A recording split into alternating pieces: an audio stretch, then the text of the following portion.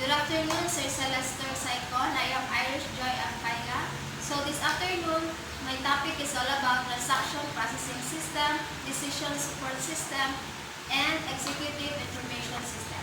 So my first topic is all about transaction processing system. So what is transaction processing system? It is a computerized system that performs and record the daily routine transaction necessary to conduct business, and also they serve the organization operation level. And also it have been applied to structured tasks such as record keeping, simple clerical operations, and inventory control for more than 60 years. So there are types of transactions. So we have internal transaction and external transaction. So what is internal transaction? So in internal transaction, which are internal to the company and are related within the internal working of any organization. So we have the example, recruitment policy and promotion policy. So next, external transaction. So external transaction, which are external to the organization and are related with the external sources. So we have the example, sales and purchase. So we have also the features of transaction processing system. So we have the rapid response. It is fast performance with a rapid response times is critical. Then continuous availability. So the system must be available during the time period when the users are entering transactions. So we have number 3, data integrity. So the system must be able to handle hardware or software problems without corrupting data. So number 4 is the ease of use. So often use of transaction processing systems are casual users. And also we have the components of a transaction system. So we have the users, we'll go to the participants, and to the people. So the example of transaction processing system. So we have sales order entry, manufacturing and shipping, employee record, payroll, flight reservation, and online payment. So we have transaction processing systems provide the following functions. So we have number 1, system runtime function. So it provides an execution environment that ensures the integrity, availability, and security of data. They also ensure fast response time and high transaction throughput. So number 2, system administration functions. So it provides administrative support that lets users configure, monitor, and manage their transaction system.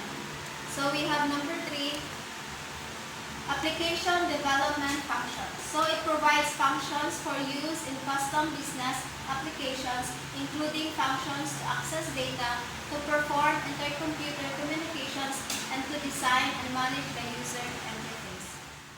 Therefore, I conclude that transaction processing system is very important because it reduces the chances of error and saves money and time as the whole process is automated, and also nowadays it becomes an integral part of any business organization.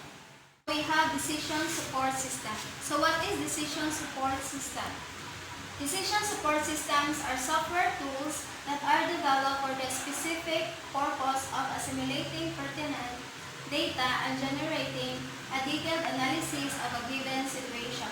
The results of the decision support system can then be utilized in making an informed decision regarding just about any actions or set of circumstances. So we have the characteristics and capabilities of decision support system. So number 1, we have the support for decision makers by bringing together human judgment and computerized information support for all managerial levels. So number 2, support for individuals as well as groups of decision makers working somewhat independently. So number 3, support for independent or sequential decisions. So we have number 4, support in all phases of decision-making process. DSS are flexible so users can add, delete, combine, change, or rearrange basic elements. Most new DSS application use web-based interfaces. So when decision support systems are deployed, decision making often takes longer, but the decisions are better can be employed as a standalone tool used by an individual decision maker in one location or distributed. So we have the example of decision support systems. So we have manual systems, hybrid systems, and all types of analytics as well as sophisticated decision support software.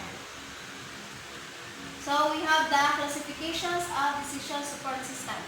So we have data-driven DSS. So data-driven DSS, these systems includes file drawer and management reporting systems, data warehousing and analysis systems. So we have the example, business intelligence. So number 2, we have the model-driven decision support systems. So model-driven DSS includes systems that use accounting and financial models, representational models, and optimizations models. So we have number 3, we have knowledge-driven DSS. So knowledge-driven DSS can suggest or recommend actions to managers. These DSS are personal computers systems with specialized problem-solving expertise. So we have document-driven DSS. So document-driven DSS integrates a variety of storage and processing technologies to provide complete document retrieval and analysis. So the last one, we have the communications-driven group and DSS. So communications-driven group DSS, this fifth generic type of decision support systems includes communication, collaboration, and decision support technologies that do not fit within those DSS types identified. So we have also the advantage of DSS and disadvantage of DSS. So this is the advantage of DSS. This is one of the advantage of decision support system. So we have time saving. So time saving. So it increases employee productivity and more timely informations and decisions making enhanced effectiveness. So we have the disadvantage of DSS. This is the disadvantage of DSS. Assumptions of relevance. So assumptions of relevance, the danger is that once decision support system becomes common in organizations, the managers will use them inappropriately. So we have the guideline for creating successful decision support systems.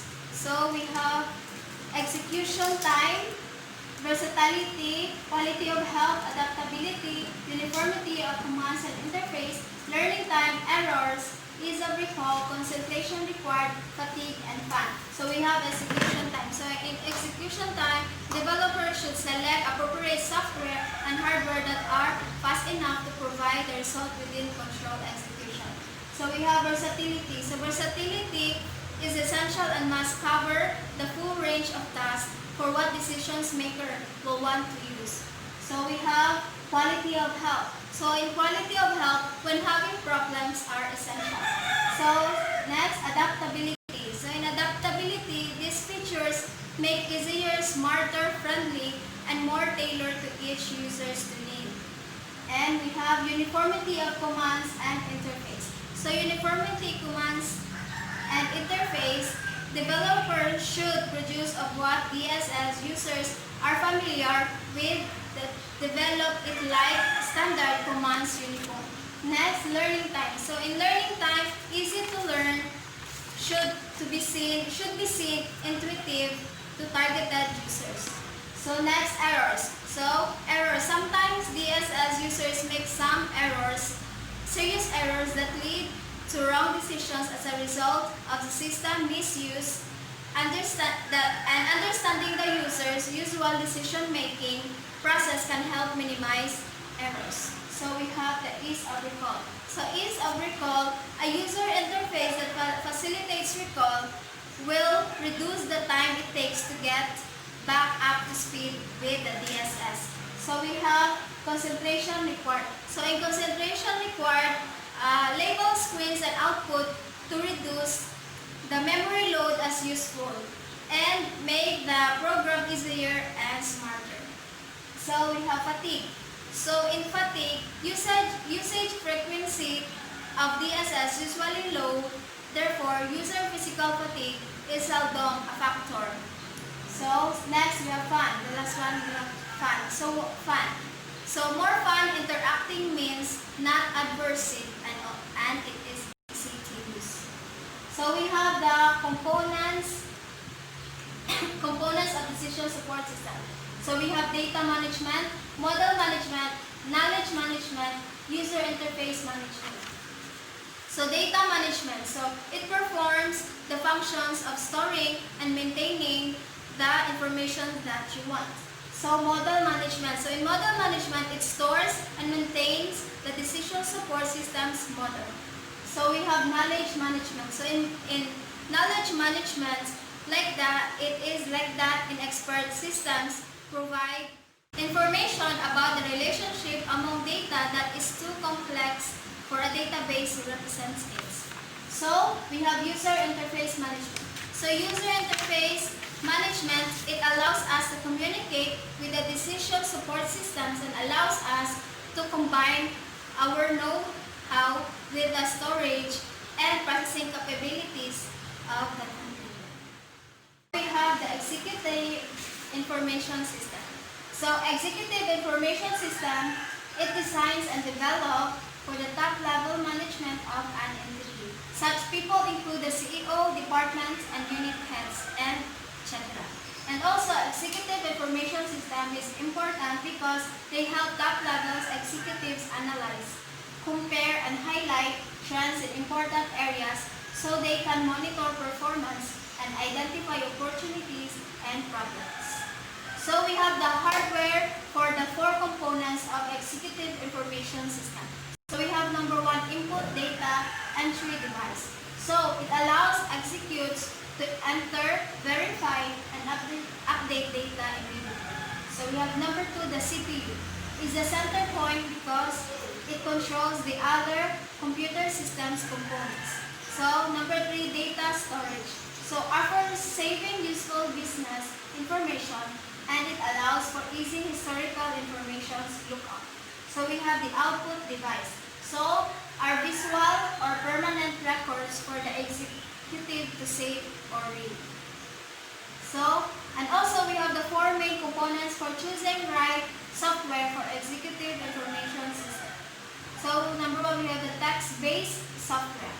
Most common form of text is probably the documents. So we have the database, which reside on vendor-specific database and help executives access internal and external data. So we have the graphic base, so which can turn volumes of text into visual information so executives can use them. So we have the example, the maps, the bar charts, the series charts, and etc. So we have the model base. So it contains routine and special statistical, financial, and other quantitative analysis. So we have the characteristics of executive information system. So we have the tailored to meet management's information needs, extract, compress, filter, and track critical data.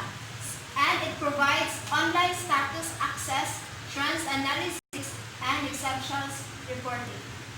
So, the most important functions of this system is to help the top executives take quick and effective decisions by providing meaningful, accurate, and timely information to the executives of the entity. So, and I have also the examples of executive information system. So, we have the monitoring of internal and external events and resources. So that's all. Thank you and God bless.